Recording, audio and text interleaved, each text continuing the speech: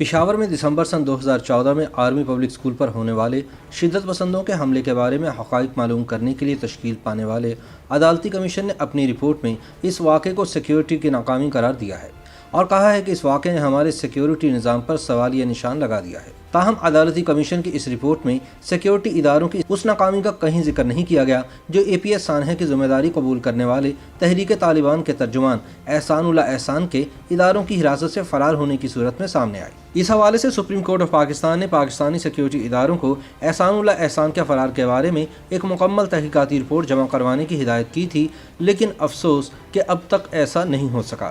یاد رہے کہ احسان اللہ احسان کو سن 2017 میں گرفتار کیا گیا تھا، لیکن بجائے کہ اس کا اے پی ایس سانحے پر ٹرائل کیا جاتا، اس کو پشاور کے ایک سیف ہاؤس میں اس کے خاندان سمیت مہمان بنا کر 3 برس تک رکھا گیا، جہاں سے بالآخر وہ جنوری سن 2020 میں فرار ہو گیا۔ احسان اللہ احسان کے اس پراسرار فرار کی کہانی بھی سامنے نہ آتی اگر وہ خود ایک ویڈیو پیغام کے ذریعے اپنے فرار کا انکشاف نہ کرتا۔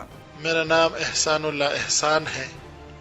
11 جنوری 2020 کو اللہ تعالیٰ نے ہماری مدد کی اور ہم پاکستانی اداروں کے قید سے فرار ہونے میں کامیاب ہو گئے ہیں، الحمدللہ۔ ہمیں سواری کی ضرورت تھی جس کو میں نے آن لائن بک کرائی، کیونکہ موبائل تو ہمارے پاس پہلے سے ہوتا تھا، ہم اسے استعمال کرتے تھے۔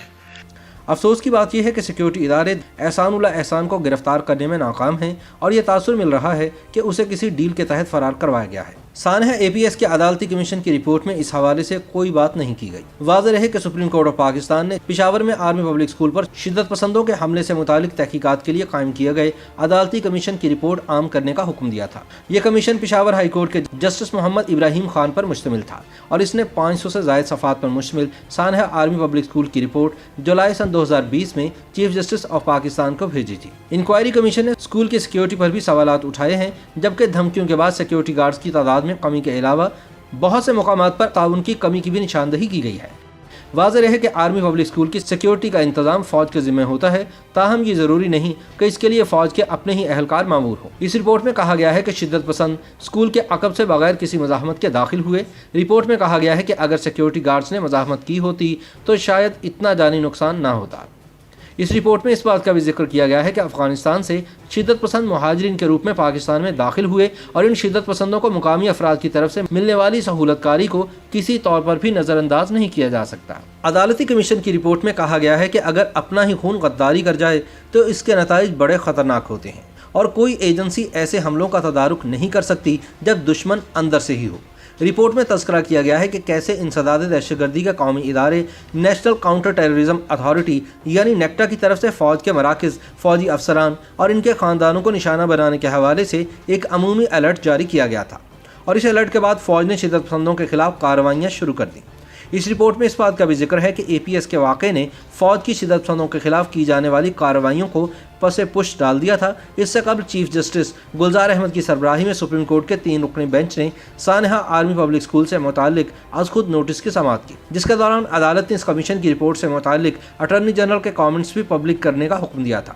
عدالت نے کہا کہ اس بات کا تعین اوپر سے ہونا چاہیے کہ کس کی غفلت کی وجہ سے یہ واقعہ رونما ہوا۔ چیف جسٹس گلزار احمد نے ریمارکس دیے کہ سیکیورٹی اداروں کو اس حملے کی منصوبہ بندی اور سازش کے بارے میں اطلاع ہونی چاہیے تھی۔ عدالت کا کہنا تھا کہ اتنی سیکیورٹی میں بھی عوام محفوظ نہیں تو یہ لمحہ فکریہ ہے۔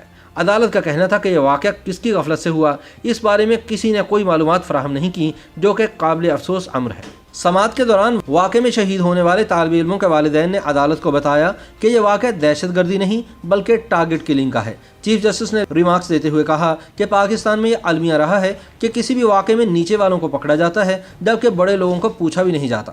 انہوں نے کہا کہ کم از کم آرمی پبلک اسکول کے واقعے میں ایسا نہیں ہونا چاہیے اور اوپر والے لوگوں کو پکڑا جانا چاہیے جو بھی فرائض میں غفلت کا مرتکب پایا گیا ہو۔ چیف جسٹس نے اپنے ریمارکس میں کسی کا نام لیے بغیر کہا کہ وہ لوگ جو مقصد حاصل کرنا چاہتے تھے اس میں کامیاب رہے ہیں۔ چیف جسٹس نے ریمارکس دیے کہ جب عوام محفوظ نہیں ہے تو اتنا بڑا ملک اور نظام کیسے چلایا جا رہا ہے۔ انہوں نے کہا کہ حکومت کو ایسے اقدامات کرنے چاہیے جن سے مستقبل میں ایسے واقعات سے بچا جا سکے۔ کمیشن کی جانب سے اس واقعے میں زخمی ہونے والے بچوں اور شہید ہونے والے بچوں کے والدین سمیت 132 افراد کے بیانات ریکارڈ کیے گئے، جن میں 101 عام شہری اور 31 سیکیورٹی اہلکار اور افسران شامل تھے۔ یہ تحقیقاتی کمیشن سابق چیف جسٹس میاں ثاقب نثار نے سن 2014 میں آرمی پبلک اسکول پر شدت پسندوں کے حملے میں شہید ہونے والے طلباء اور اساتذہ کے والدین کی درخواست پر سن 2018 میں قائم کیا تھا۔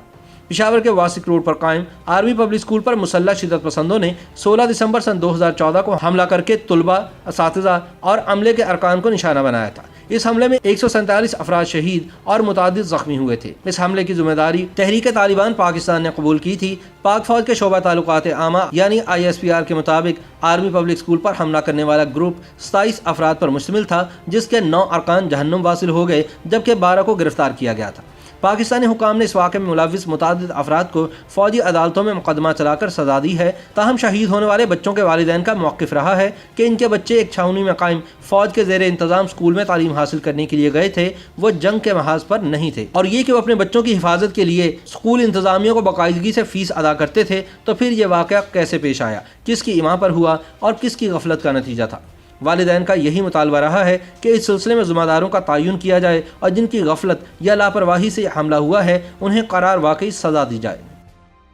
YouTube पर गूगली न्यूज देखने के लिए youtube.com की सर्च बार में गूगली न्यूज TV टाइप करें। गूगली न्यूज के पेज पर सुर्ख रंग के सब्सक्रिप्शन वाले बटन पर क्लिक करना ना भूलिए। YouTube पेज पर अपलोड होने वाली वीडियोस से बाखबर रहने के लिए बेल आइकन पर क्लिक कीजिए। आपको हर नई वीडियो के बारे में नोटिफिकेशन मौसूल हो जाएगा।